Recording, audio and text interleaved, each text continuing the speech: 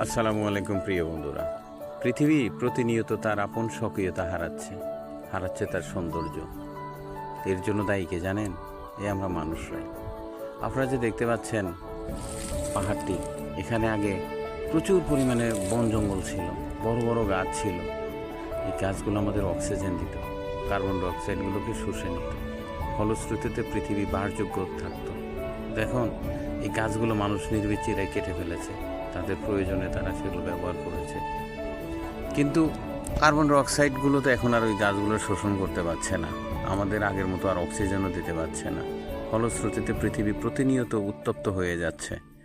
মেরু অঞ্চলের বরফগুলো গলে যাচ্ছে, পানির উচ্চতা বৃদ্ধি পাচ্ছে, বসবাসযোগ্য জমি, চাষযোগ্য জমি পানির নিচে তলিয়ে যাচ্ছে।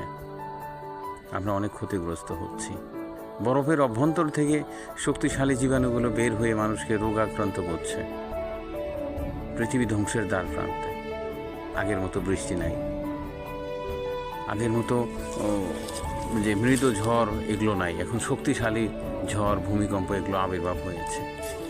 তো মানুষের এই সভ্যতা ধ্বংসের জন্য মানুষ নিজেরাই দায়ী।